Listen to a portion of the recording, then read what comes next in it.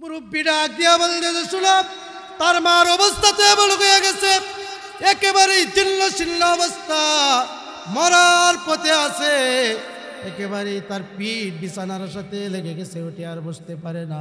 সন্তানের চিন্তায়, সন্তানের কারণে সে কাঁদতে কাঁদতে পেরেশান হয়ে গেছে, চোখ দুইটা তার অন্ধ হয়ে গেছে। যুবক এইবার বলে, তার বাড়িটা কোন দিকে একটু আমাকে দেখায় দিবেন।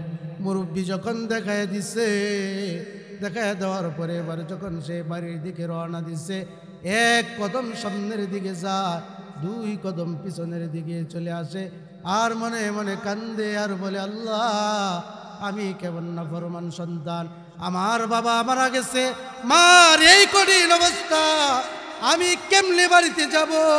মার সামনে গিয়ে আমি কিভাবে মাকে মা বলে ডাক দেব?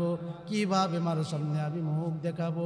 এইভাবে করে হাঁটি হাঁটি পা পা করে আস্তে আস্তে যখন সে বাড়ির মধ্যে ঢুকছে, বাড়ির মধ্যে ঢুকার পরে এবার যখন ঘরের দিকে তাকাইছে, তাকায় দেখে ভাঙ্গা চোরা ঘর, বৃষ্টি হলেই পানি পড়ে।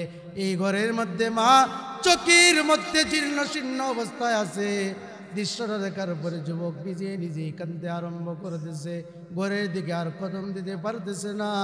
কিন্তু মার অবস্থা যখন, এই অবস্থা দেখে আর সহ্য করতে না পেরে মাকে মা বলে যখন ডাক দিছে, ডাক দেওয়ার সাথে সাথে যেই মা কত 2 দিন আগে, 1 দিন আগে বিছানা থেকে উঠতে পারে না, নিজের জরুরতের কাজ পর্যন্ত করতে পারে না, অন্ধ হয়ে গেছে, সন্তানের জবানের মধ্যে মা ডাক শোনার সাথে সাথে মা লাভ দিয়া দাঁড়ায় গেছে। লাভ দিয়া যখন দাঁড়ায় গেছে, দাঁড়ায় যাওয়ার পরে এবার মা তার সন্তানকে ডাকতেছে, বাবা আয় আয়, তুই আমার বুকের ভিতরে আয়। মার সামনে গেছে, মা সন্তানকে বুকের সাথে যখন জড়ায় ধরছে, পিঠের মধ্যে হাত বোলার বলে, বাবা রে, আমি অন্ধ হয়ে গেছি তোর কারণে, 20 বছর আগে চলে গেছস, এই পর্যন্ত কোনোদিন আর আমার খবর নেস নাই, তোর চিন্তায় চিন্তা, তোর স্বভাবের কারণে আমি কাঁদতে কাঁদতে আমার চোখ অন্ধ হয়ে গেছে। তুই কত বড় হইছস, আল্লাহ তোরে কত বড় বানাইছে, আমার 2টা চোখ নাই, আমি তোকে দেখতে পারি না।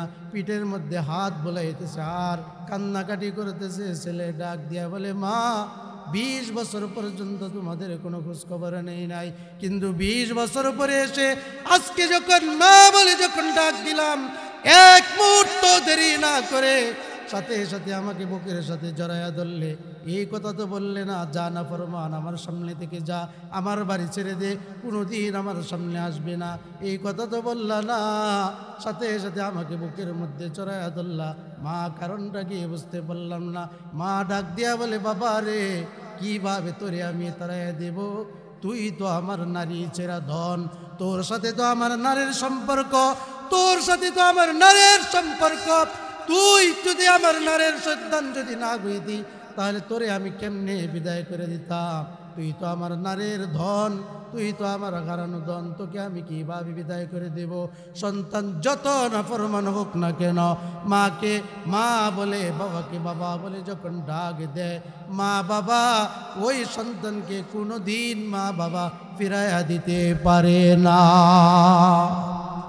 আল্লাহর বান্দা বলে, এবার আমি মার সামনে রয়ে গেলাম, মাকে বললাম, মা আমার অপরাধ হয়ে গেছে, আমার ভুল হয়ে গেছে, তুমি আমাকে ক্ষমা করে দাও, মাফ করে দাও, আমি আর কোনোদিন তোমাদেরকে ছেড়ে যাব না, তোমাকে ছেড়ে আমি যাব না।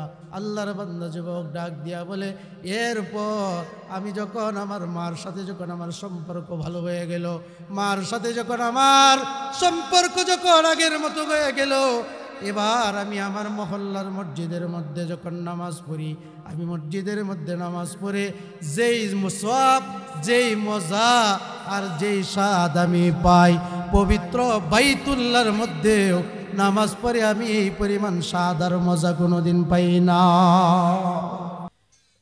যদি দুনিয়ার সমস্ত মানুষ যদি আল্লাহকে ভয় করত, বিশেষ করে আমরা যদি ভয় করতাম, তাহলে আমাদের জীবন এবং আমাদের অবস্থা এরকম কোনোদিন হইত না। তো মানুষ কেন আল্লাহকে ভয় করে না? কারণ আল্লাহ রাব্বুল আলামিন মানুষকে একটা স্বাধীনতা দিয়েছে, যে স্বাধীনতা আল্লাহ আসমান জমিনের অন্য কোনো সৃষ্টি জীবকে দেয় নাই। এই জন্য আল্লাহ রব্বুল আলামিন এই মানুষকে স্বাধীনতা দেওয়ার কারণে মানুষ পরোয়া করে না, আল্লাহকে ভয় করে না। কিন্তু আল্লাহ যদি মানুষকে যদি ভয় না, যদি মানুষকে আল্লাহ রব্বুল আলামিন স্বাধীনতা না দিতেন, তাহলে মানুষ আমরা একটা অপরাধ করতাম, সাথে সাথে আল্লাহ রব্বুল আলামিন আমাদেরকে পাকড়াও করতেন না, ধরতেন। কিন্তু আল্লাহ কেন ধরে না? কারণ হলো এই আল্লাহর গুসার চেয়ে, রাগের চেয়ে আল্লাহর দয়া এবং মায়া শত কোটি কোটি গুণ। আল্লাহর মায়া বান্দার প্রতি কি পরিমাণ বেশি, ছোট্ট একটা উদাহরণ দিলে আপনাদের খুব সহজে বুঝে আসবে। আল্লামা হাকিম আখতার রহমতুল্লাহি আলাইহি পাকিস্তানের করাচি হজরত নামে তিনি আলেম সমাজের কাছে প্রসিদ্ধ পরিচিত। উনি ওনার কিতাবের মধ্যে একটা ঘটনা লিখছেন। বর্তমান বিশ্ব মানচিত্রে একটা দেশ আছে, সেই দেশটার নাম হইল আফগানিস্তান। যেই দেশের শাসক হলো বর্তমান মোল্লারা, তালেবানেরা। এই আফগানিস্তানের তালেবানেরা মাত্র কয়েক বছর ক্ষমতায় আসার পরে তারা দেশটাকে এত উন্নতির পর্যায়ে নিয়ে গেছে যে আফগানিস্তানের এই তালেবান সরকার এমন গাড়ি পৃথিবীতে বানাইছে যেটা আজ পর্যন্ত পৃথিবীর সবচাইতে উন্নততর দেশ আমেরিকা পর্যন্ত বানাইতে পারে। আর আমরা বাঙালিরা 50 বছরের দেশের বয়সে কিছু নসিমন করিমন আর টমটম বানানো ছাড়া আর কিছুই বানাইতে পারি। কথা ঠিক লাগবে? ঠিক। এই আফগানিস্তানের যিনি বর্তমান মোল্লারা শাসন করতেছে, এখান থেকেই প্রমাণ হয় অদূর ভবিষ্যতে যদি এই বাংলাদেশেও যদি উলামায়ে কেরামকে যদি শাসনভারের দায়িত্ব দেওয়া হয়, তাহলে 2-4 বছরের ভিতরেই এই বাংলাদেশ সমৃদ্ধশালী উন্নতশীল দেশ আফগানিস্তানকে টপকায়া বিশ্ব মানচিত্রে একটা উন্নত দেশ হিসেবে আত্মপ্রকাশ করবে। এই আফগানিস্তানের এক সময়ের যিনি বাদশাহ ছিলেন, এই বাদশাহ সুলতান মাহমুদ গজনবী তার নাম। এই সুলতান মাহমুদ গজনবী রহমতুল্লাহি আলাইহি তিনি যখন তার দেশের শাসক আফগানিস্তানের, এই শাসক থাকার অবস্থায় সুলতান মাহমুদ গজনবীর অভ্যাস ছিল রাত্রিবেলায় ঘুমাইতেন না, রাত্রিবেলায় ঘুমাইতেন না, গোটা সারা রাত জাগ্রত থাকতেন। আর ছদ্মবেশে বাদশাহী পোশাক না পইরা, প্রধানমন্ত্রীর পোশাক না পইরা, সাধারণ পোশাকে রাতের আধারে ছদ্মবেশে মানুষের দ্বারে দ্বারে গিয়া, বাড়িতে বাড়িতে গিয়া, বাজারে বাজারে গিয়া, মুড়ে মুড়ে গিয়া ওনার সম্বন্ধে খোঁজখবর নিতেন। আমি যে এই আফগানিস্তানের বাদশাহ শাসক, এই দেশের মানুষ কি আমার উপর খুশি নাকি আমার উপরে অসন্তুষ্ট, এটা ঘুরা ঘুরা খবর নেই। একবার এই বাদশাহ সুলতান মাহমুদ গজনবী রহমতুল্লাহ গেলে এরকম শীতের দিন রাত্রিবেলায় বাইরেছে তার দেশের জনগণের খোঁজখবর নেওয়ার জন্য। যাইতে যাইতে গভীর রাত, শীতের রাত, এক জায়গার মধ্যে গেছেন। রাত্র প্রায় শেষ পর্যায়ে গিয়া দেখেন 4 চোর 4 জনে মিলা এবার তারা প্ল্যান করতেছে, প্রোগ্রাম করতেছে আজকে কার বাড়িতে চুরি করা যায়। কয়জনে? 4 জনে মিলা প্রোগ্রাম করতেছে কার বাড়িতে চুরি করা যায়। এই মুহূর্তে সুলতান মাহমুদ গজনবী রহমতুল্লাহ আলাইহি গিয়া ওদের সামনে গিয়ে হাজির হইয়া উনি গলা কাশি দিলেন। চোরের মন, চোরের মন, পুলিশ পুলিশ, যেই কাশি দিচ্ছে সব লাফাইয়া উঠছে। কিরে? সুলতান মাহমুদ গজনবী রহমতুল্লাহ আলাইহি বলেন, লাভ দিয়া লাভ নাই, আমিও তোমাদের মতো একজন চুরি, আমি কোনো সাথী পাইতাছি না চুরি করার জন্য। তো তোমাদেরকে যখন পাইছি এই জন্য আমি খুব ভালো হয়েছি, এই জন্য আমি খুশি। এখন চলো কার বাড়িতে চুরি করা লাগে। এখন এই চার চোর বলতেছে আমরা যে চুরি করব তুমিও আমাদের মতো এক চোর, নতুন চোর, তাইলে আমরা 5 জন হইলাম। এখন তার আগে বলো আমরা যে চুরি করব চুরি বিদ্যা সম্বন্ধে কার কি জ্ঞান আছে এটা আগে বলো। যারা আপনাদের সামনে মঞ্চে বসে ওয়াজ করে, ওয়াজ করার একটা যোগ্যতা লাগে না? মসজিদের ইমাম সাহেব মসজিদে নামাজ পড়ানোর যোগ্যতা লাগে না? চেয়ারম্যান তার চেয়ারম্যানই করবে, যোগ্যতা লাগে কি লাগে না? ওরা বলতেছে কার কি যোগ্যতা আছে চুরি সম্বন্ধে এটা আগে বলো। এখন 1 নম্বর চোর বলতেছে শুনো যে চুরি বিদ্যা সম্বন্ধে আমার এমন জ্ঞান আছে, যখন আমরা যেই বাড়িতে চুরি করতে যাব ওই বাড়ির মাটি যদি হাতের মধ্যে নিয়ে আমি নাকের মধ্যে ঘ্রাণ নিয়ে বইলা দিতে পারি এই বাড়িতে কি পরিমাণ মাল আছে। চিন্তা করে দেন কি যোগ্যতা অর্জন করছে, মাটি ঘ্রাণ নিয়েই বলতে পারে এখানে এই বাড়িতে কি পরিমাণ মাল আছে।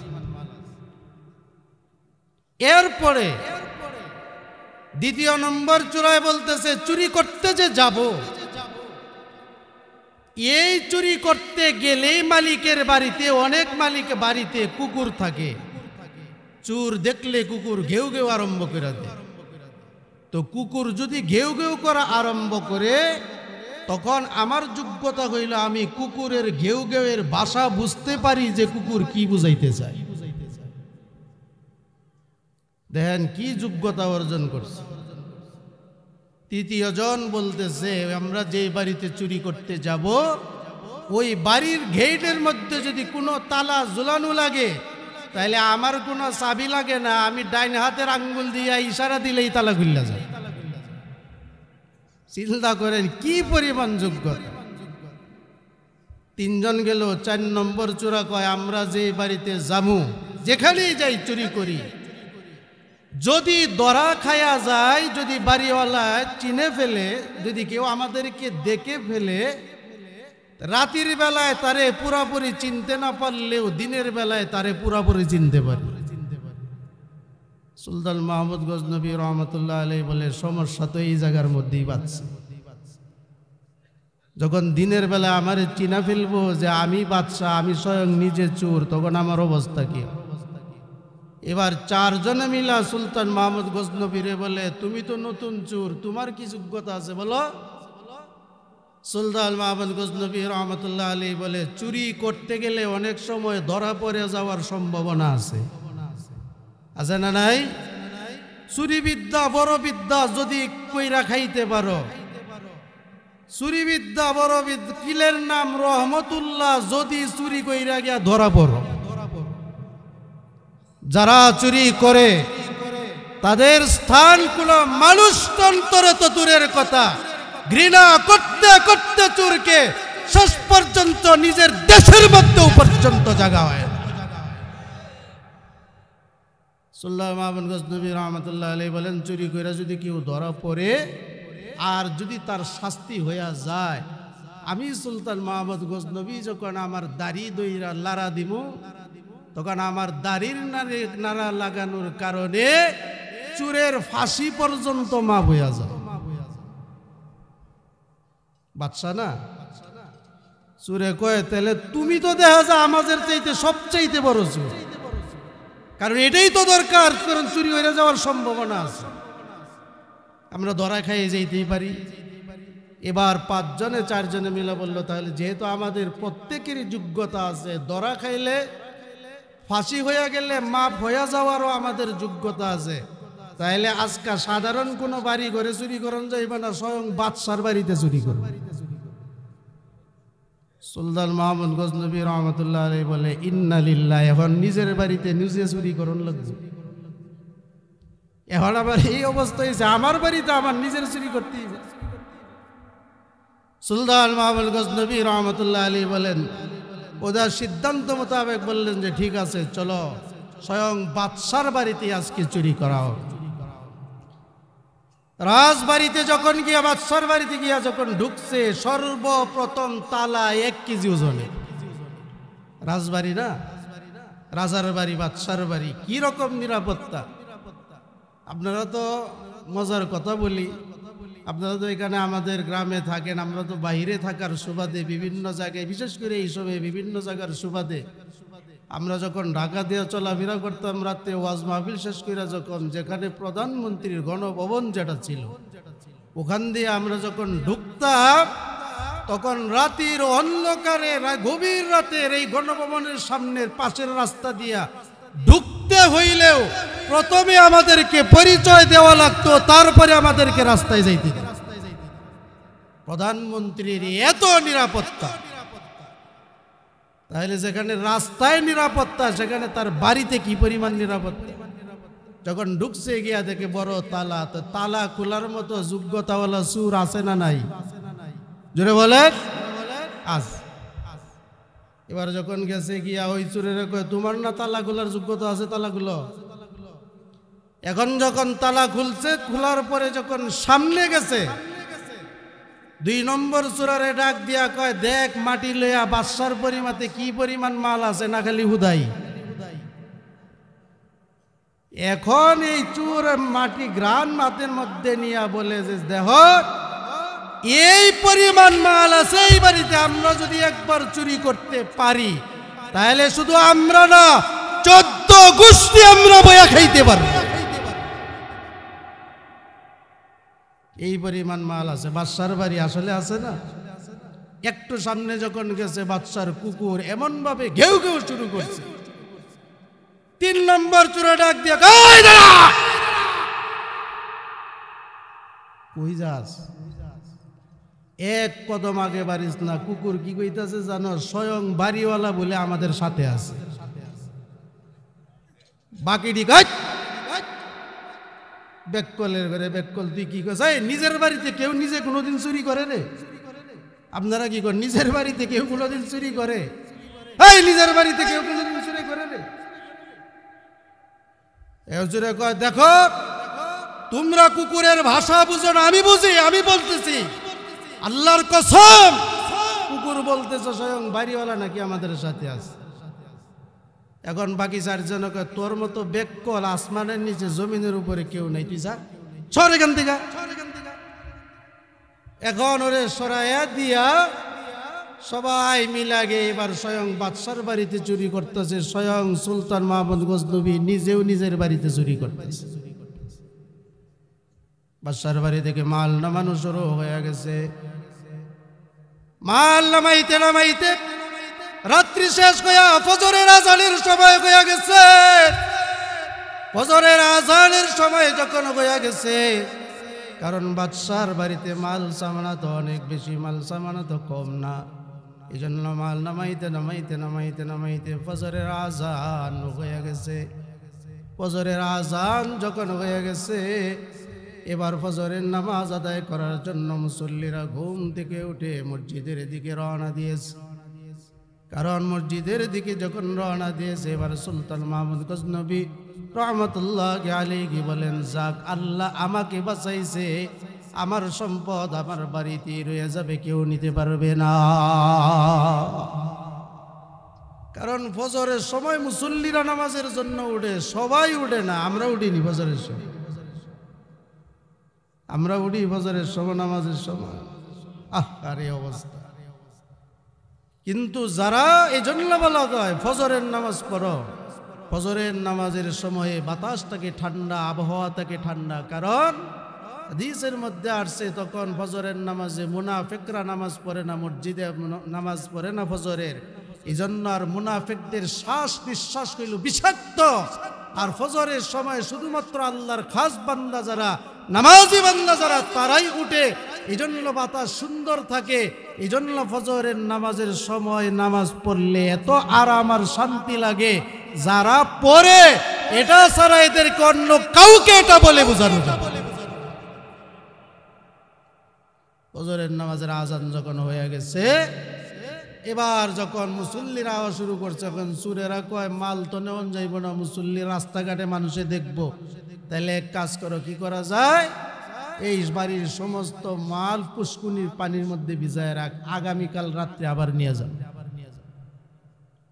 পুষ্করিণীর মধ্যে সব রাইকা যার যার মতো চলে গেছে। পরের দিন রাত্র যখন শেষ হয়েছে, সুলতান মাহমুদ গজনবী রহমতুল্লাহ আলাইহি পুলিশকে ডাক দিয়া বললেন, অমুক সুরা অমুক, অমুক অমুকের পোলা অমুক, তমুকের পোলা তমুক, এই চারটারে ধরে লই আয়।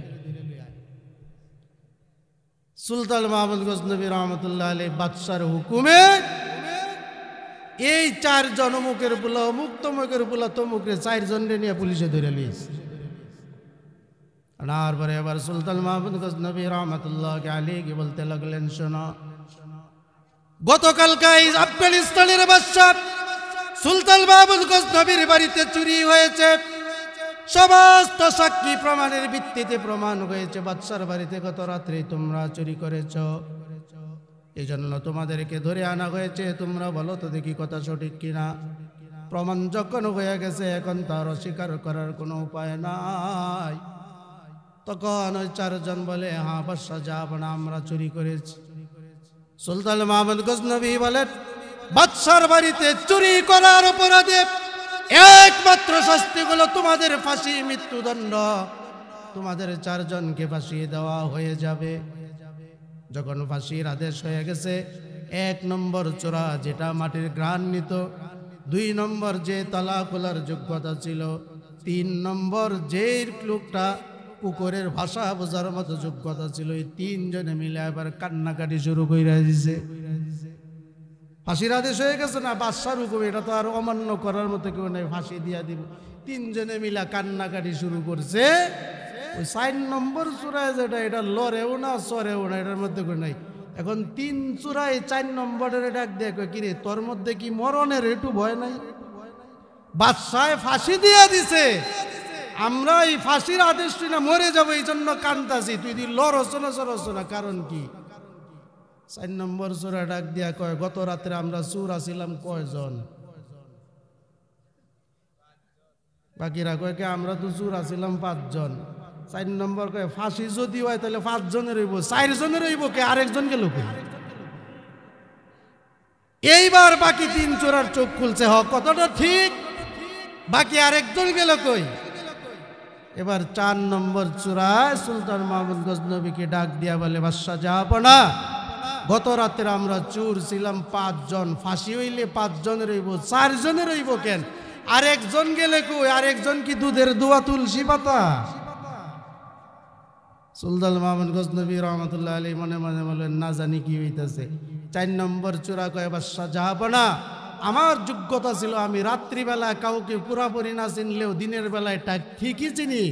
বাদশা যাব না, সেই 5 নম্বর চোরটা কিন্তু আপনি নিজেই আছিলেন। আমাদের 4 জনের যোগ্যতা দেখাইয়া দিছি, মাটিতে কি আছে বলে দিছি, তালা খুলে দিছি, কুকুর কি বলে তাও বলে দিছি। দিন রাত্রিবেলায় না চিনলে দিনের বেলা চিনছে, এটাও হয়ে গেছে। এখন আপনার ডাবা কি আছে, আপনি এবার দাড়ি ধরে একটু নাড়া দেন। সুলতান মাহমুদ গজনবী রহমতুল্লাহ আলাইহি বললেন, যাও, চিনা যখন হয়ে গেছে, যোগ্যতাও প্রমাণ যেহেতু হয়ে গেছে, যাও, আমিও দাড়ি দিয়া নাড়া দিয়া দিলাম, তোমাদের ফাঁসিও মাপ হয়ে গেছে। আচ্ছা, এবার বলো দেখি, চুরি যে করতে আসছিলে এটা কোন কারণে? মানুষ চুরি করে 2 কারণে, একটা হইল স্বভাব আর একটা হইল অভাব। একটা স্বভাব আর একটা হইল অভাব। বাংলাদেশের ক্ষমতার মসনদে সচিবালয়ের মধ্যে বসে যে সমস্ত মন্ত্রী সচিবেরা এদেশের কোটি কোটি শত শত কোটি টাকা চুরি করছে, এরা কোনোদিন অভাবের চোর না, এরা সব হইল স্বভাবের চোর। মানুষ চুরি করে 2 কারণে, একটা অভাবের কারণে আর একটা হইল স্বভাবের কারণে। সুলতান মাহমুদ গজনবী রহমতুল্লাহ আলাইহি বলেন, কোন কারণে চুরি করছিস বলো? ওরা 4 চোর ডাক দিয়ে বলে, হুজুর স্বভাবের কারণে করি নাই, আমরা আসলেই অভাবী চোর, অভাবের কারণে। এই কথা বলার পরে এবার সুলতান মাহমুদ গজনবী বলেন, তোমরা অভাবের কারণে চুরি করেছো, এটা তোমরা নিজেরাই স্বীকার করলে। এবার বলো তো দেখি, আমি সুলতান মাহমুদ গজনবী যদি তোমাদের অভাব যদি দূর করে দেওয়ার ব্যবস্থা করে দেই, তাহলে কি তোমরা চুরি করা কি বন্ধ করবে? তোমরা কি ছেড়ে দিবে নাকি?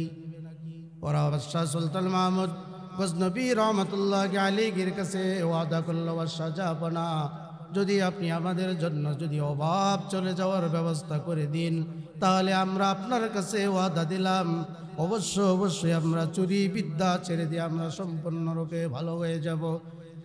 এবার সুলতান মাহমুদ গজনবী রহমতুল্লাহ আলাইহি বলেন, ঠিক আছে যাও, তোমরা যেহেতু আমার সাথে ওয়াদা করেছো, আজকে আমি তোমাদের সকলের জন্য সরকারি চাকরির ব্যবস্থা করে দিলাম, আজকে থেকে তোমরা সকলেই সরকারি চাকরি করবে। এবার সুলতান মাহমুদ গজনবী রহমতুল্লাহ আলাইহি সকলকে সরকারি চাকরি দিয়া তাদের অভাব যখন দূর করে দেওয়ার ব্যবস্থা করে দিলেন। আল্লাহর ওলি করাচি হযরত রহমতুল্লাহ আলাইহি মাআরিফে মাসনবীর মধ্যে এই ঘটনা লিখে বলেন, দেখো সুলতান মাহমুদ গজনবী সাধারণ একটা দেশের বাদশা গোয়া, তার যদি এত মায়া এত মহব্বত হয়ে থাকে, তার দয়ার কারণে চার চুরের জীবনের অভাব দূর হয়ে যাওয়ার ব্যবস্থা তিনি করে দিয়েছেন। তিনি শুধুমাত্র আফগানিস্তানের ছোট্ট একটা বাদশা, তাহলে সমস্ত বাদশাদের বাদশা জি আল্লাহ, তার রহমত তার দয়া কত বেশি অনুমান করা যায়। সুলতান মাহমুদ গজনবীর যদি এত দয়া আর এত মায়া থাকে, তাহলে আল্লাহ তো সমস্ত বাদশার বাদশা, তাহলে আল্লাহর কি পরিমাণ দয়া আবার অনুমান করে। আল্লাহর কি পরিমাণ দয়া, ছোট্ট আরেকটা উদাহরণ দিলে আপনাদের জন্য আরো সহজ হয়ে যাবে। মানুষ যখন অপরাধ করে, আমরা যখন গুনাহ করি, আল্লাহ ইচ্ছে করলে সাথে সাথে আমাদেরকে ধরতে পারে, পারে কি পারে না? কিন্তু আল্লাহ ধরে না কেন? উদাহরণের মধ্যে উলামায়ে কেরাম উদাহরণ দিয়ে বুঝাইছেন, আল্লাহ ধরে না এই কারণে আল্লাহ রব্বুল আলামিনের নিজের গুসা রাগের চেয়ে আল্লাহর দয়া বেশি। ছোট্ট একটা উদাহরণ দিলে বুঝবেন। আমরা যখন ছোট ছিলাম, ছোটবেলায় আমরা যখন কোনো অপরাধ করতাম, আমরা যখন কোনো দোষ করতাম, এই বিচার যখন আস্তে আস্তে আমাদের বড় ভাই এমনকি আমাদের বাবা পর্যন্ত যখন বিচার পৌঁছাইতো, তখন বাবা এই বিচার পাওয়ার পরে কোন লাঠি একটা হাতের মধ্যে নিয়ে ঘোষণা দিত, আজকা বাড়িতে আসুক, ওর একদিন আর আমার যে কয়দিন লাগে, এরকম ঘোষণা দিত। তা আমরাও যখন খবর পাইতাম বিচার তো চলে গেছে, তা আমরাও পলায় পলায় থাকতাম যাতে ধরতে না পারে, আমাদেরকে না দেখে। কিন্তু একবার এমন হয়ে গেল যে বাবাই আসলো এক দিক দিয়া, আমি আসলাম আর এক দিক দিয়া, ঘরের কোণার মধ্যে দুইজনে মুখোমুখি দেয়া হয়ে গেছে। এরকম হয়েছে না মাঝে মাঝে? যখন দেখা হয়ে গেছে তখন তো মনে মনে দোয়া ইউনুস পড়তেছি, লা ইলাহা ইল্লা আনতা সুবহানাকা ইন্নী কুনতু মিনাজ জালিমিন। আজকে না জানি কপালে কোন বিপদ আছে। তো বাবাই কি করছে, সাথে সাথে লাঠি নিয়ে ধইরা বলে দৌড় দিস না, দৌড়ের লেগে রেডি হয়েছে। বাবাকে দৌড় দিস না, দৌড় দিলে কিন্তু রক্ষা নাই। টাইনা নিয়ে গেছে বাড়ির ভিতরে নিয়ে, যখন লাঠি বাইরে কইরা যখন পিটানোর মধ্যে যখন শুরু করবে, মা দৌড়াইয়া আইসা লাঠির মাঝে, আমি আর লাঠি বাবাই দুইজনের মাঝখানে দাঁড়াইছে। দাঁড়ায় কি কয়, পোলাবান মানুষ বুঝে নাই, অপরাধ করে ফেলছে, এই জন্য মারলে কি মাইরেন না, এবার অপরাধ করছে বুঝাই দেন, সামনে আর অপরাধ করব না। এরকম আমাদের জীবনে গেছে কি যায় না? এইটাই উদাহরণ দেব যে ঠিক এইরকম মানুষ যখন গুনাহ করে, আল্লাহর গজব যখন ধরতে চায়, আল্লাহর দয়া রহমত ওই আল্লাহর গজব আর ওই বান্দার মাঝখানে এসে দাঁড়ায়। দাঁড়ায় বলে, আল্লাহ এইবার গুনাহ করছে, অপরাধ করছে, সামনে আর করব না। তখন আল্লাহর এই কথার কারণে তখন আল্লাহর গজব চলে যায়, আল্লাহর রহমতের কারণে আর আমাদের উপরে শাস্তি আসে না।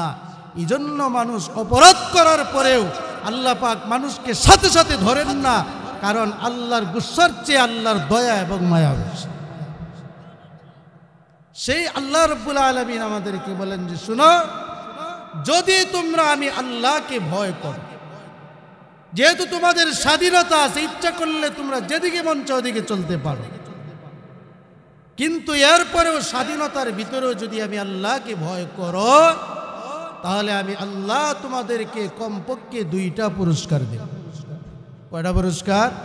দুইটা। আল্লাহ বলেন ইন্দাত্তাকুল্লাহা ইয়াজআল লাকুম ফুরকানাও ওয়া ইউকাফির আনকুম সাইয়্যাতিকুম ওয়া ইয়াগফির লাকুম ওয়াল্লাহু যুল ফাদলিল আযীম।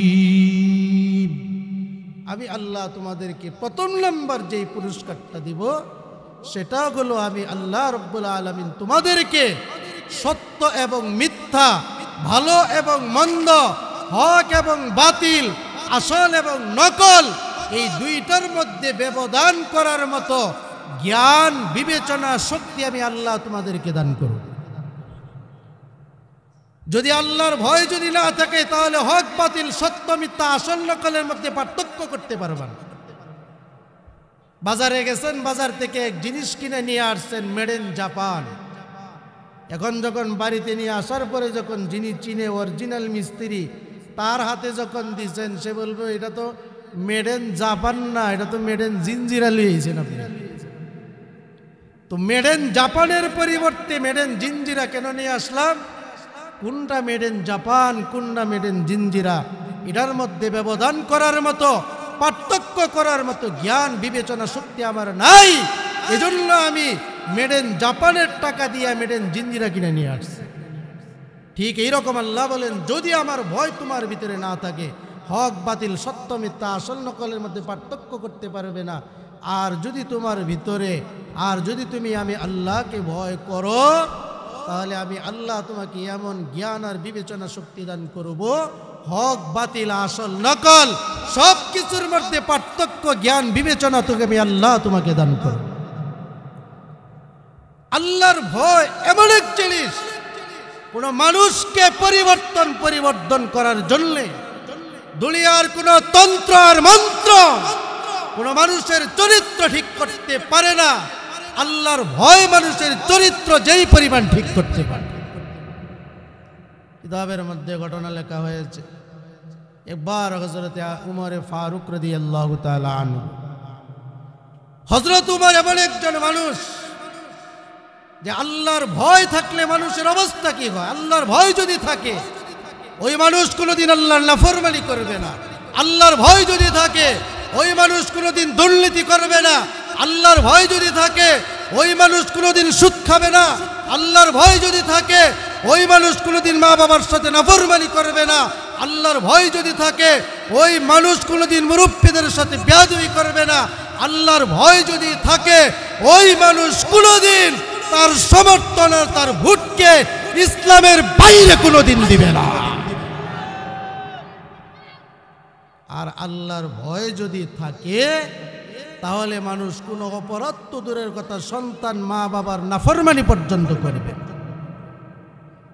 হযরত উমর ফারুক রাদিয়াল্লাহু তাআলা আনহু কে আল্লাহর রাসূল সাল্লাল্লাহু আলাইহি ওয়াসাল্লাম বলে গেলেন, উমর, ইয়ামানের করণ থেকে, ইয়ামান নামক দেশের করণ নামক এলাকা থেকে একটা লোক আসবে, নাম তার ওয়াইস আল করুনি, যাকে আমরা ওয়াইস করুনি হিসাবে চিনি।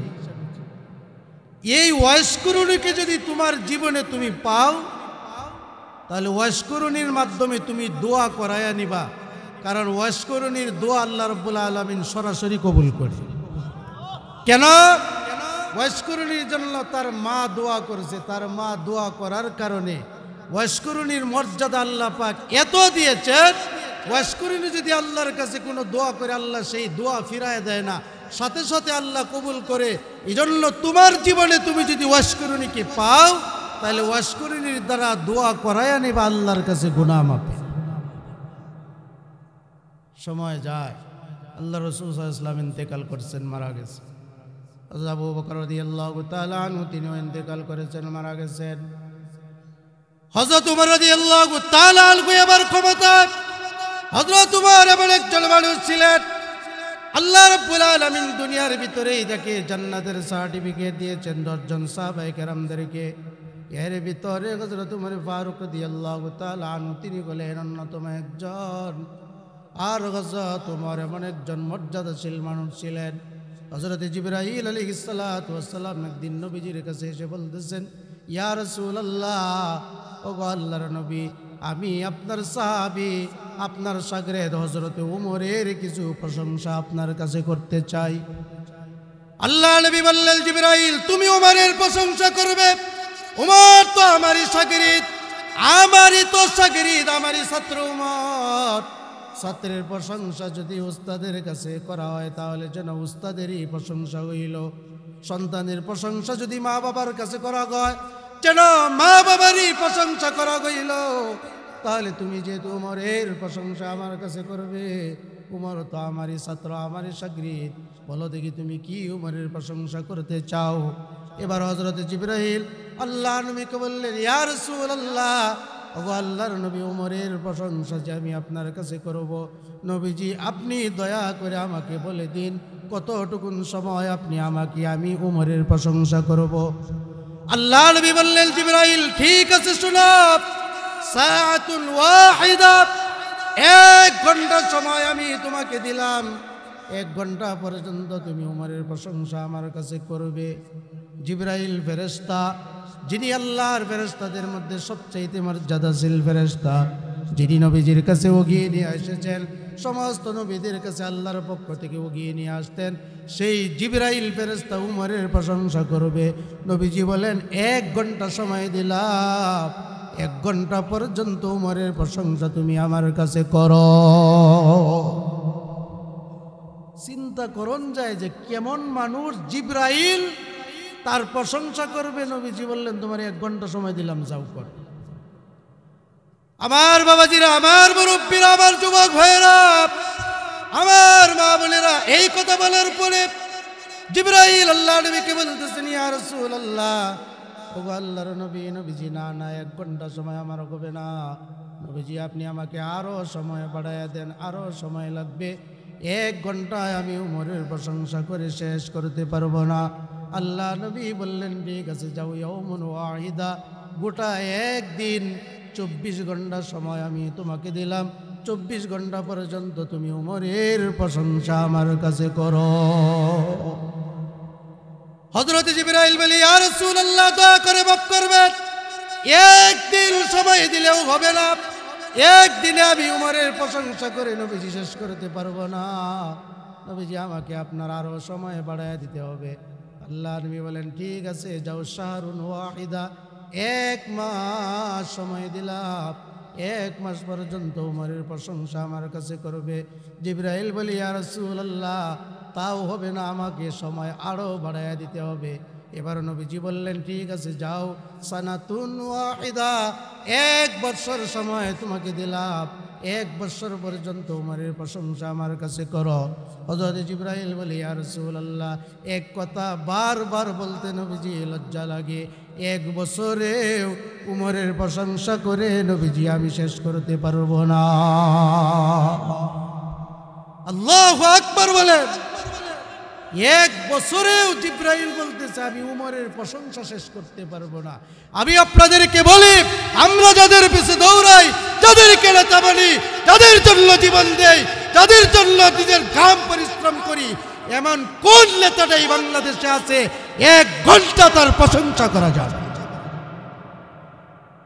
কিন্তু তারা ছিলেন আমাদের এমন আকাবির, তারা ছিলেন আমাদের এমন অনুসরণীয় ব্যক্তি। জিবরাইলের ফেরেশতা বলতেছে 1 বছরেও আমি উমরের প্রশংসা করে শেষ করতে পারবো। এবার আল্লাহ নবী হযরত জিবরাইলকে বললেন, জিবরাইল ঠিক আছে, তাহলে তুমি নিজেই বলো কি পরিমাণ সময় তোমার লাগবে উমরের প্রশংসা আমার কাছে করবে, তুমি বলো কি পরিমাণ সময় আমি তোমাকে দেব। হযরত জিবরাইল বলে, ইয়া রাসূলুল্লাহ, নূহ আলাইহিস সালাতু ওয়াস সালাম তার নাফরমান জাতিকে যত বছর কালিমার দাওয়াত দিয়েছেন, অন্তত এত বছর সময় যদি আপনি যদি আমাকে দেন, তাহলে আমি একটু চেষ্টা করে দেখতে পারি উমরের প্রশংসা করে শেষ করা যায় কিনা। নূহ আলাইহিস সালাতু ওয়াস সালাম তার জাতিকে কত বছর দাওয়াত দিয়েছিলেন? কত বছর? 950 বছর দাওয়াত দিছেন। হযরত জিবরাইল বলতেছে এই পরিমাণ সময় যদি আপনি আমাকে দেন, তাহলে আমি একটু চেষ্টা করে দেখবো উমরের প্রশংসা করে শেষ করা যায় কিনা। আল্লাহু আকবার! যেই মানুষের প্রশংসা করতে জিবরাইলের ৯৫০ বছর সময় দরকার, এই মানুষগুলি কেমন মানুষ ছিলেন?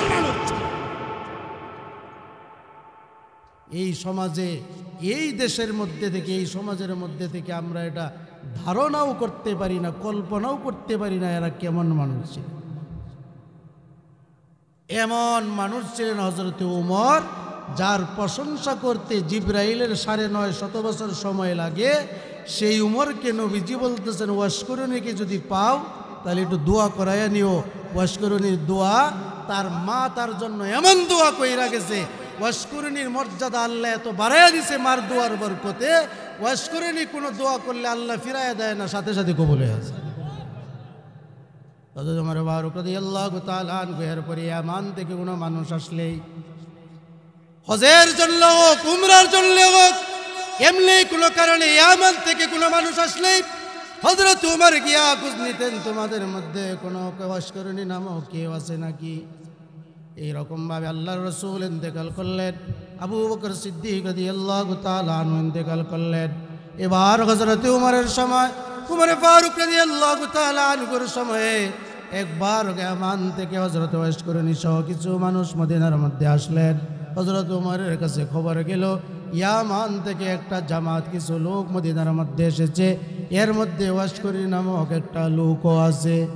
হযরত ওমর সমস্ত কাজ ফেলে দিয়া সাথে সাথে চলে গেলেন মসজিদে নববীর ভিতরে, গিয়া ইয়ামানের ওই লোকদের সাথে সাক্ষাৎ করলেন, জিজ্ঞাসা করলেন, তোমাদের মধ্যে ওয়াশকুরুনিকে?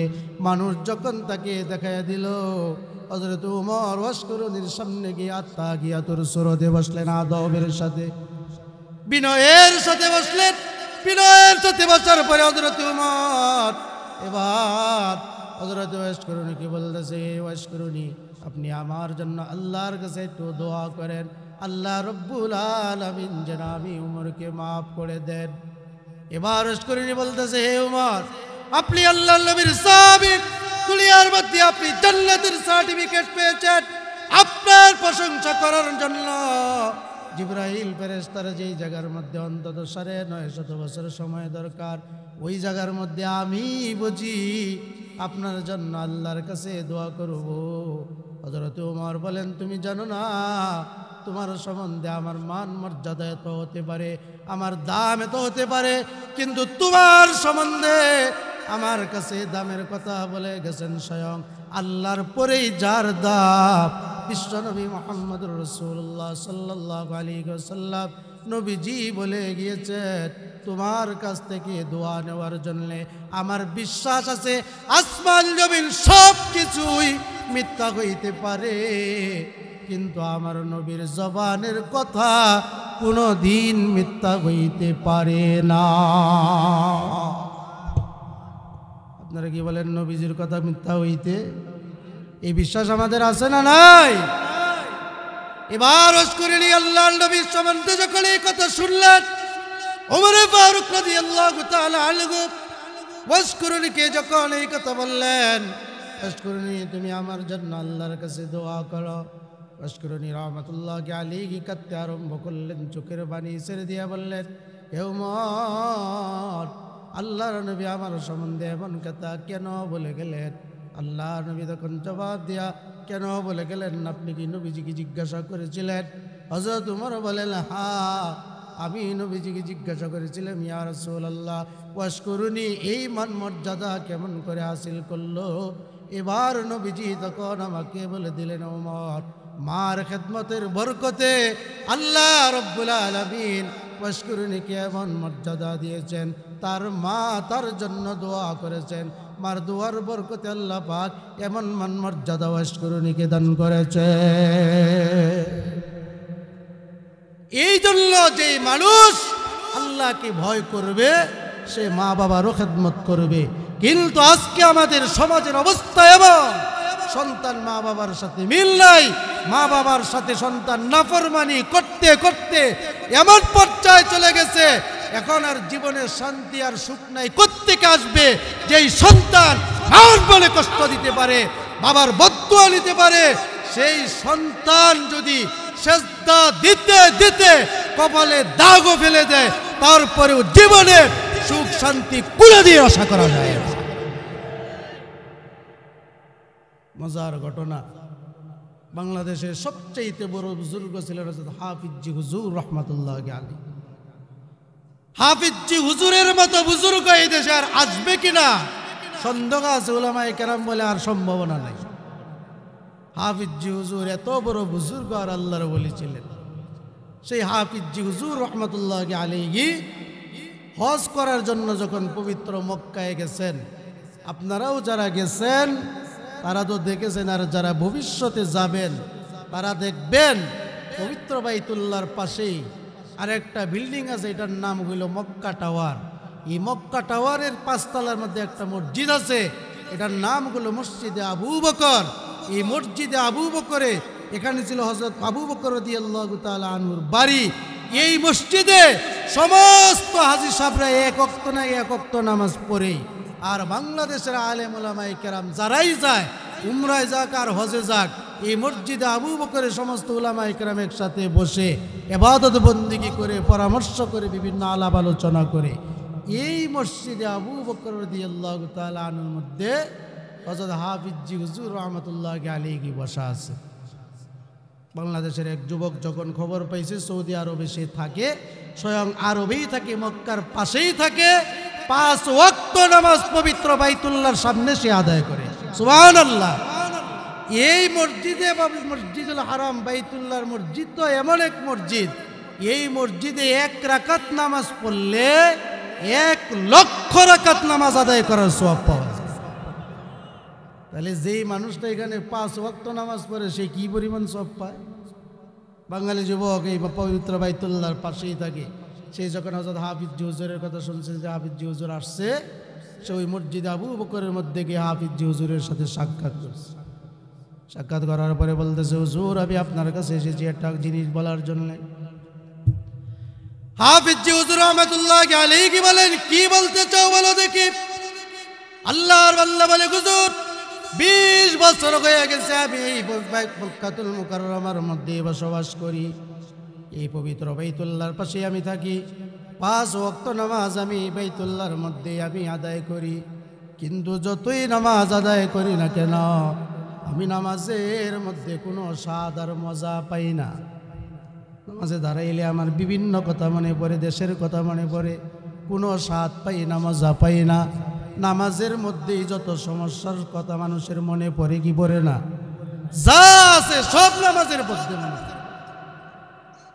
ইমাম সাহেব নামাজের মধ্যে দাঁড়াইছে মুসল্লিদেরকে নিয়ে, তো মুসল্লিদেরকে নিয়ে দাঁড়ানোর পরে যে এশার নামাজ পড়ছে ইমাম সাহেব, এখন ৩ রাকাত পরে ইমাম সাহেব সালাম ফিরাই লাইছে। মাঝে মধ্যে এরকম হয় না? এখন সালাম যখন ফিরাই লাইছে, তো ফিরানোর পরে এবার ইমাম সাহেব তার মনের মধ্যে সন্দেহ হয়েছে, কিরে নামাজ মনে হয় ১ রাকাত কম হয়েছে, কিন্তু কেউ কোনো লুকমা টুকমা দেয় নাই, কেউ কোনো কিছু বলে নাই।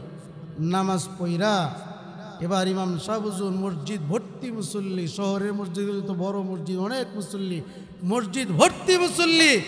ইমাম সাহেব বলতেছে, ভাই নামাজ কোন জায়গায় জানি একটু সমস্যা হয়েছে, আমার মনে হইতেছে নামাজ কি 1 রাকাত কম হইল কিনা, এটা কি আপনারা কেউ ধরতে পারছেন? কোনো কথা কয় না। মসজিদের শেষ কাতার থেকে একজন দাঁড়ায় কয়, হুজুর হ্যাঁ নামাজে ভুল হয়েছে, আমি ধরছি, নামাজ 1 রাকাত কম হয়েছে। ইমাম সাহেব কয়, আমার মুয়াজ্জিন থেকে শুরু করে এতগুলো মুসল্লি কেউ ভুল ধরতে পারলো না, আপনি বলতেছেন 1 রাকাত কম হয়েছে, আপনি কেমনে বুঝলেন? হুজুর জানেন না, আমি দোকানদার, আমি ব্যবসা করি, প্রতিদিন দোকান বন্ধ কইরা আইসা আপনার পিছনে এশারের নামাজ পড়ি। বাজারে আমার 2টা দোকান, এই 2টা দোকান আপনার পিছনে নামাজ পড়তে গিয়া 4 রাকাত নামাজের মধ্যে আমি মোটামুটি 2টা দোকানের হিসাব কমপ্লিট করি। 4 রাকাত নামাজে কয় দোকানের হিসাব কমপ্লিট করে? 2 দোকানের হিসাব কমপ্লিট করি। আজকা 1 দোকানের হিসাব কইরা আর 1 দোকানের হিসাব মাত্র অর্ধেক হয়েছে, এই মুহূর্তে আপনার নামাজ শেষ হয়ে গেছে। এতে বুঝলাম আমি যে হিসাব কমপ্লিট করতে পারলাম না, এতে বুঝলাম যে নামাজ 1 রাকাত কম হয়েছে। এরকম মুসল্লি আমাদের সমাজে আছে না নাই? যা আছে সব নামাজের মধ্যে মনে পড়ে। ওই যুবক ডাক দেওয়া, হুজুর সব নামাজে মনে পড়ে, কাবা শরীফের সামনে দাঁড়ায় নামাজ পড়ি, তারপরেও নামাজের মধ্যে কোনো স্বাদ আর মজা পাই না। হাফিজি হুজুর রহমাতুল্লাহ আলাইহি আল্লাহর বান্দাকে জিজ্ঞাসা করে, বাড়ি থেকে বাংলাদেশ থেকে চলে আসছো কতদিন? আল্লাহর বান্দা ডাক দিয়ে বলে, হুজুর বাড়ি থেকে চলে আসছি আজকে 20 বছর হয়ে গেছে। এই 20 বছর হয়ে গেছে। হাফিজি হুজুর রহমাতুল্লাহ আলাইহি বলেন, বলো তো দেখি এই 20 বছরের মধ্যে তোমার মা বাবার সাথে তোমার কি পরিমাণ যোগাযোগ আছে?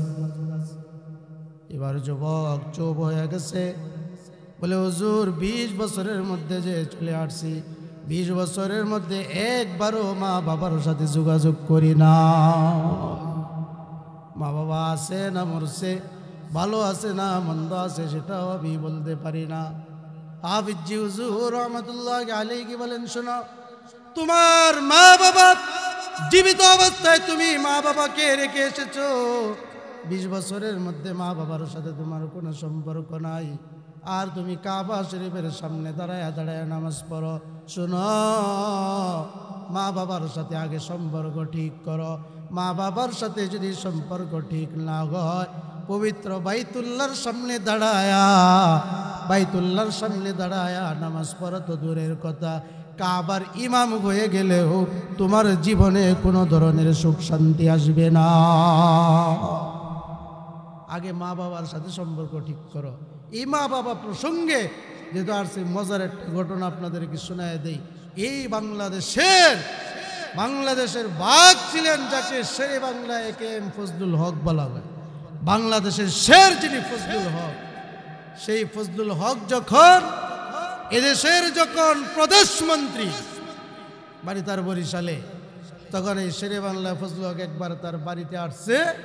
তো বাড়িতে আসার পরে যখন বাজারে গেছে, এলাকার এক যুবক আইসা তার মা সম্বন্ধে ফজলুল হকের কাছে বিচার দিচ্ছে, শেরে বাংলার কাছে। বিচার দেওয়ার পরে শেরে বাংলা বলতেছে, তুমি এক কাজ করো, বাজার থেকে একটা কাটল কিনে নিয়ে আসো। ওরেই পাঠাইছে, ওই একটা কাটল কিনে নিয়ে আসছে। শেরে বাংলা ফজলুল হক এবার কাটলের আগার মধ্যে গোড়ার মধ্যে একটা রশি লাগায়া এর পেটের মধ্যে বান্ধা দিছে। পেটের মধ্যে বান দিয়া বলে, গোটা বাজারটা 2টা চক্কর দিয়ে আসো। 3 কেজি ওজনের 5 কেজি ওজনের কাটল নিয়ে যখন এবার গোটা বাজারটা যখন 2-3টা চক্কর দিছে, গামায়া সামায়া চুবাইতে হাঁপাইতে শেরে বাংলার সামনে আসছে।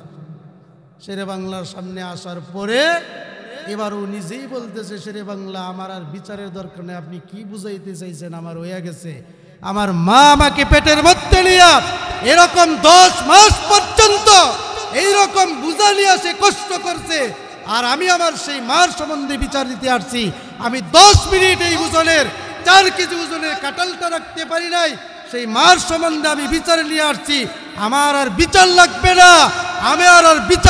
না, আমি আপনার কাছে ওয়াদা করে গেলাম, মৃত্যু পর্যন্ত কোনোদিন আর মা বাবার নাফরমানি করব না।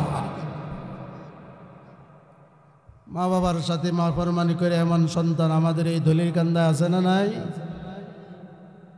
হাফিজি হুজুর রহমাতুল্লাহ আলাইহি যুবককে বলতেছেন, আগে মা বাবার সাথে সম্পর্ক ঠিক করো। হাফিজি হুজুর রহমাতুল্লাহ আলাইহি এই কথা বলার পরে ওই যুবক এবার রওনা হয়ে গেছে। হাফিজি হুজুরের কাছ থেকে এটা জানার পরে সে রওনা হয়ে গেছে। 20 বছর আগে যখন দেশ থেকে চলে গেছে, 20 বছর আগের দলির কান্দা আর আজকের দলির কান্দার মধ্যে ব্যবধান আর বেশ কম আছে না নাই? 20 বছর পরে যখন সে দলির কান্দার জমিনের মধ্যে যখন পাড়া দিছে, পাড়া দেওয়ার পরে এখন কোনো কিছুই চিনে না, সব কিছুই দেখে উলট পালট, কোনো কিছুই চিনতে পারতেছে না। রাত্রিবেলায় যখন গভীর রাত হয়ে গেছে, দেখে বাজারের কোণার মধ্যে একটা দোকান খোলা আছে। টিম টিম করে বাজারের কোণার মধ্যে বাতি জ্বলতেছে। একজন বয়স্ক মানুষ, মুরব্বী মানুষ এই দোকানের মধ্যে বসে আছে। দোকানের মধ্যে যখন বসে আছে, ওই লোকটা আস্তে আস্তে গিয়া ওই লোকের সামনে গিয়া মুরব্বীকে সালাম দেয়, আসসালামু আলাইকুম রাহমাতুল্লাহ। মুরব্বী সালামের জবাব দিলেন, জিজ্ঞাসা করলেন, তুমি কে? নিজের পরিচয় না দিয়াই বলে, মুরব্বী, এই গ্রামের মধ্যে একটা লোক ছিল, তার নাম ছিল আব্দুর রহিম, আপনি কি তাকে চিনেন নাকি? মুরব্বী ডাক দিয়া কয়, হ্যাঁ, আব্দুর রহিম তো চিনব, কেন চিনব না, সে তো আমাদের পাশের বাড়ির মানুষ। যুবক ডাক দিয়া বলে, আব্দুর রহিম কি এখনো জীবিত আছে? যুবা মুরব্বী ডাক দিয়া কয় কি বলবো না রে বাবা, আব্দুর রহিম দুনিয়ার মধ্যে জীবিত নাই। আজকে থেকে 2-3 বছর আগে সে দুনিয়া থেকে বিদায় হয়ে গেছে। যুবক ডাক দিয়া মনে মনে চিন্তা করে, আরে আমি কেমন নাফরমান সন্তান, আমার বাবা মারা গেছে, এই খবরটা পর্যন্ত আমি নিতে পারি নাই, তাহলে আমার কপালে জুতার বাড়ি ছাড়া আর কি থাকতে পারি। এবার যুবক মুরব্বীকে ডাক দিয়ে বলে, উনার যে স্ত্রী ছিল তার কি অবস্থা? মুরব্বী ডাক দিয়া কয়, তার অবস্থা বলে লাভ নাই। আব্দুর রহিম ছিল গরিব মানুষ, সে ছিল অত্যন্ত দিন কেটে দিন গানাম খেয়ে খানার মতো মানুষ। তার জীবনের যে সহায় সম্বল ছিল ওগুলি বিক্রি করে দিয়া তার একটা সন্তান ছিল, ছেলে ছিল, ওটাকে বিদেশের মাটিতে পাঠাইছে। কিন্তু ছেলে আর বাবার কোনো খোঁজ খবর নেয় নাই। আব্দুর রহিম আমাদের কাছে কান্ত আর চোখের পানি ফেলত। তার মা ও সন্তানের কারণে তার এমন অবস্থা হয়ে গেছে, মাও বিছানার সাথে পিঠ লেগে গেছে। সন্তান কোনোদিন খোঁজ খবর নেয় না, কোনোদিন খায় তো কোনোদিন খায় না। এমন সন্তান আছে নিজে পাশের ঘরের মধ্যে রান্না করে করে স্ত্রী নিয়ে ভালো ভালো খাবার খায়, কিন্তু মা বাবা বিছানার মধ্যে পড়ে আছে। সপ্তাহ যায়, এক বেলা মাছ দিয়া খাবার খাইতে পারে না, সন্তান গোয়া বাবার খবর নেয় না। মুরব্বী ডাক দিয়া বলতে, শুনো, তার মার অবস্থা তো এমন হয়ে গেছে, একেবারেই জীর্ণ শীর্ণ অবস্থা, মরার পথে আছে। একেবারেই তার পিঠ বিছানার সাথে লেগে গেছে, উঠে আর বসতে পারে না। সন্তানের চিন্তায়, সন্তানের কারণে সে কাঁদতে কাঁদতে পেরেশান হয়ে গেছে, চোখ দুইটা তার অন্ধ হয়ে গেছে। যুবক এইবার বলে, তার বাড়িটা কোন দিকে একটু আমাকে দেখায় দিবেন। মুরব্বী যখন দেখায় দিছে, দেখায় দেওয়ার পরে এবার যখন সে বাড়ির দিকে রওনা দিছে, 1 কদম সামনের দিকে যায়, 2 কদম পিছনের দিকে চলে আসে, আর মনে মনে কান্দে আর বলে, আল্লাহ, আমি কেমন নাফরমান সন্তান, আমার বাবা মারা গেছে, মার এই কঠিন অবস্থা, আমি কেমনে বাড়িতে যাব? মার সামনে গিয়ে আমি কিভাবে মাকে মা বলে ডাক দেব? কিভাবে মার সামনে আমি মুখ দেখাবো?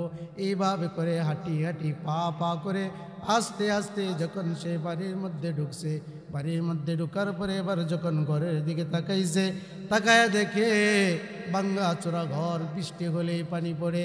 এই ঘরের মধ্যে মা চকির মধ্যে জীর্ণ শীর্ণ অবস্থায় আছে। দৃশ্যটা দেখার পরে যুবক নিজেই কাঁদতে আরম্ভ করতেছে, ঘরের দিকে আর কদম দিতে পারতেছে না।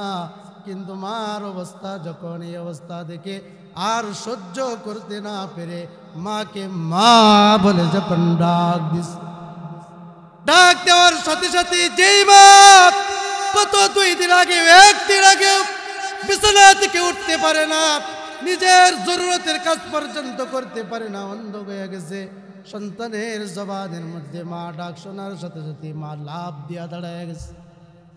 লাভ দিয়া যখন দাঁড়ায় গেছে, দাঁড়ায় যাওয়ার পরে এবার মা তার সন্তানকে ডাকতেছে, বাবা আয় আয়, তুই আমার বুকের ভিতরে আয়।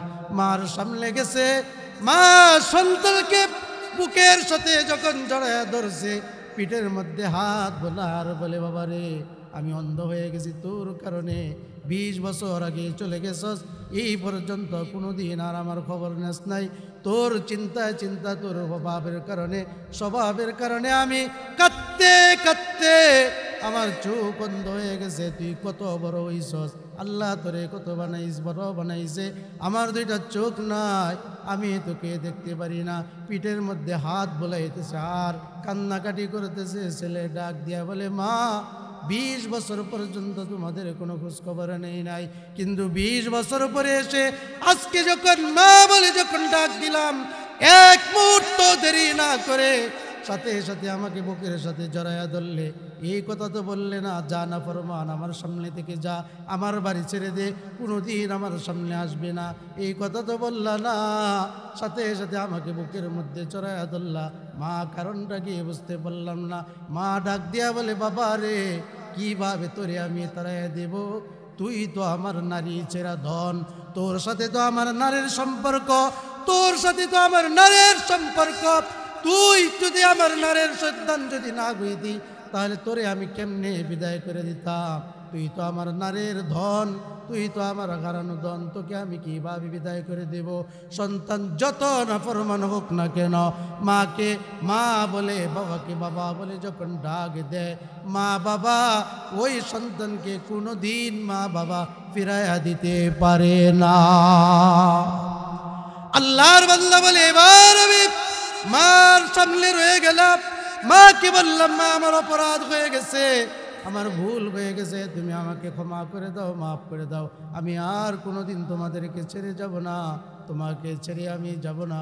আল্লাহর বান্দা যুবক ডাক দিয়া বলে, এরপর আমি যখন আমার মার সাথে যখন আমার সম্পর্ক ভালো হয়ে গেল, মার সাথে যখন আমার সম্পর্ক যখন আগের মতো হয়ে গেল, এবার আমি আমার মহল্লার মসজিদের মধ্যে যখন নামাজ পড়ি, আমি মসজিদের মধ্যে নামাজ পড়ে যেই সওয়াব, যেই মজা আর যেই স্বাদ আমি পাই, পবিত্র বাইতুল্লাহর মধ্যে নামাজ পড়ে আমি এই পরিমাণ স্বাদ আর মজা কোনোদিন পাই না।